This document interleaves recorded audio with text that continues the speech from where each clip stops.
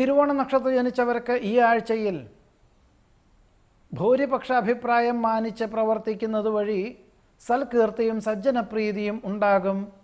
കുടുംബത്തിൽ സമാധാനാന്തരീക്ഷം സംജാതമാകും.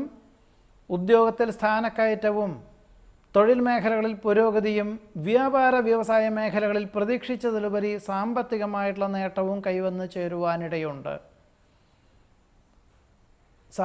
ഈ ആഴ്ചയിലൊടുവിൽ, അതായത് വാരാന്ത്യത്തിൽ, കുടുംബാംഗങ്ങളോടൊപ്പം പുണ്യതീർത്ഥ ഉല്ലാസ വിനോദയാത്ര പുറപ്പെടുവാനും അവസരം ഉണ്ടായിത്തീരും. ഏറ്റെടുത്ത ദൗത്യം പൂർത്തീകരിക്കുന്നത് വഴി സമാധാനത്തിന് യോഗമുണ്ട്. മേലധികാരിയുടെ ചുമതലകളെ ഏറ്റെടുത്ത് നടത്തുന്നത് വഴി പ്രവൃത്തി പരിചയം നേടുവാനും ആയതുവഴി സൽകീർത്തിക്കും യോഗം കാണുന്നു. നിശ്ചയിച്ചുറപ്പിച്ച കാര്യങ്ങൾക്ക് അനുകൂലമായ സാഹചര്യങ്ങൾ വന്നു ചേരും. ബാഹ്യപ്രേരണകളെ നിഷ്പ്രയാസം അതിജീവിക്കുവാനും അവസരം ഉണ്ടായിത്തീരും. സന്ധി സംഭാഷണം, ചർച്ചകൾ, പരീക്ഷ മുതലായവയിലൊക്കെ തന്നെ വിജയം കൈവരിക്കുവാനും ഇടവരും.